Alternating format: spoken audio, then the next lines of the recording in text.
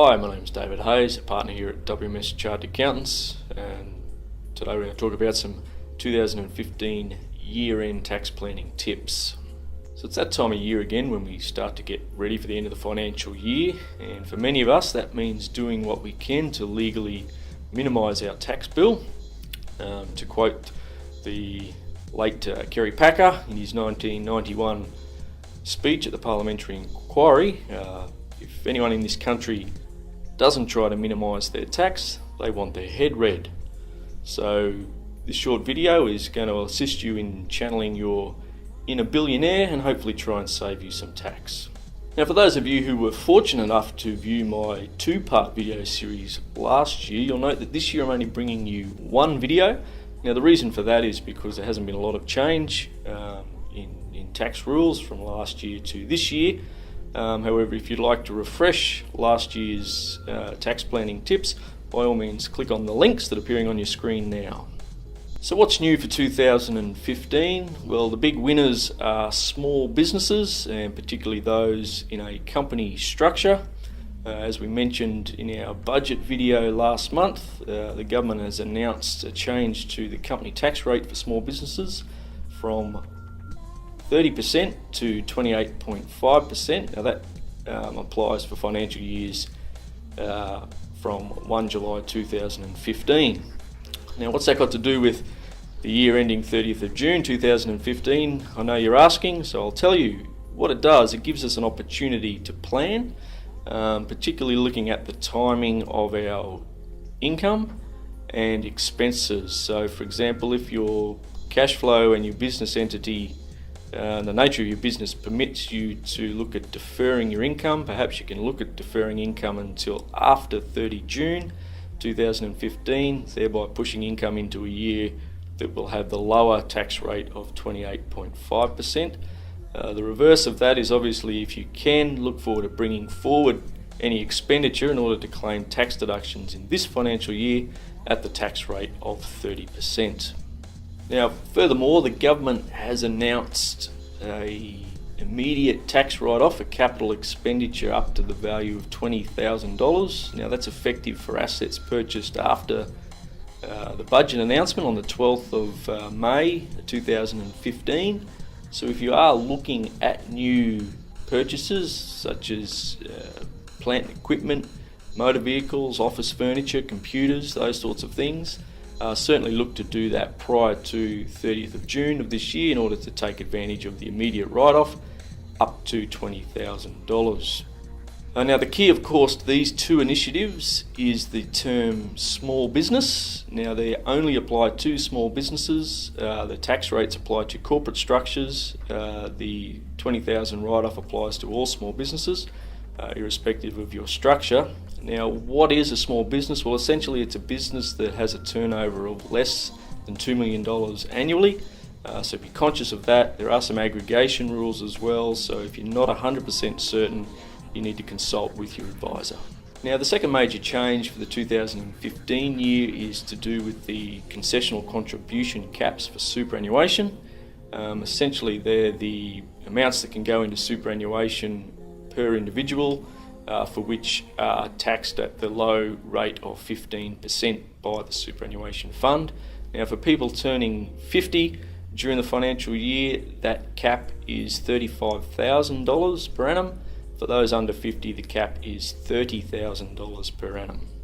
So if you are considering topping up your super for this financial year, you need to be conscious of those caps. In the event that contributions go into your superannuation fund that exceed those caps, higher rates of tax will apply.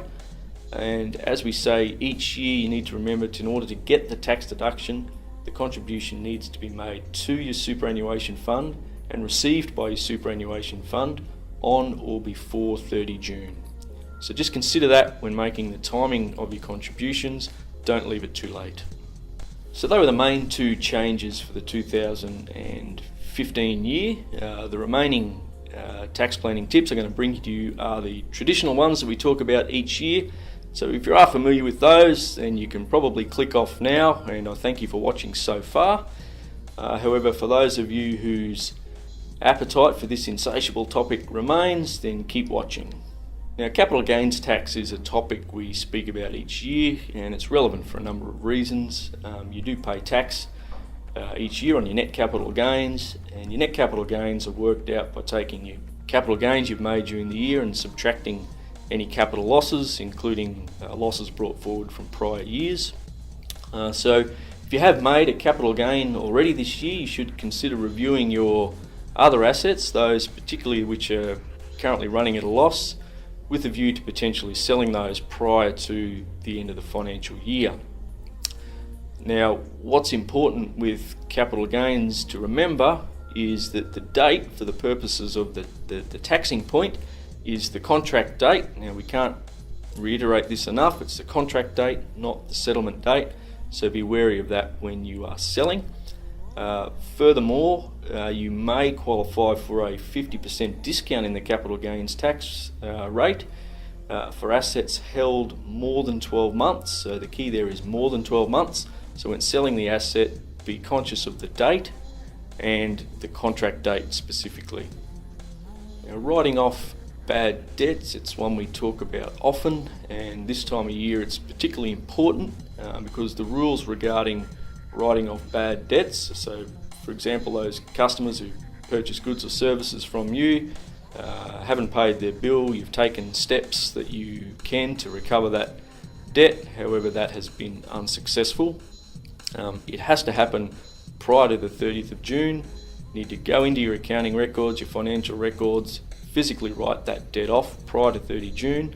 And it's also important to note that the ATO can request evidence and proof that you've actually taken steps to recover the debt and that those steps have been unsuccessful. So keep that in mind. It's not just a case of choosing invoices that remain unpaid and writing them off. You need to be able to demonstrate you've taken steps to recover them. Now we move on to trading stock. So for our clients and those in business that sell products, quite often you see a lot of those products on the shelf for a long period of time. They're just slow moving or they become obsolete. You need to take steps to do what you can to reduce the value of those from a tax perspective. And that's typically done at each end of financial year when you do your stock take. Have a look at those items that are no longer selling or they become obsolete, and keep in mind you can value your stock using a cost, a market value or a net realisable value approach. And the essence of it really is that a lower value of your closing stock reduces your taxable income, therefore reducing the tax you pay. So keep that in mind when doing your stock take and applying values to those items. Now, final topic today is around trust distribution resolutions. Now, this is something that's become reasonably important over the last few years as there has been a focus by the ATO. Essentially what we're talking about is for particularly discretionary trusts, whereby the trustee needs to exercise their discretion and determine who is going to be the beneficiary of income or capital from the trust. Now, the ATO's position on that is documented and it's very clear. Trustees need to make those distribution resolutions on or before the 30th of June of that particular financial year, and ideally that's committed in writing prior to the end of the financial year.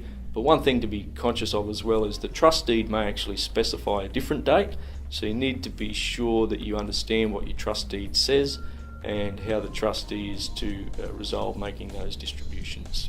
Now, just to conclude, that's just a handful of year-end tax planning tips. There are many others, of course, that you will be familiar with from our prior communications to you. What we do recommend each year that is you talk to your accountant, talk to your advisor, anything you're unsure of. It's better to have that discussion now because, as I've mentioned, some of these tax planning ideas need to happen prior to the 30th of June, and waiting until after that can often be too late. So I do thank you for watching, and we'll see you again this time next year.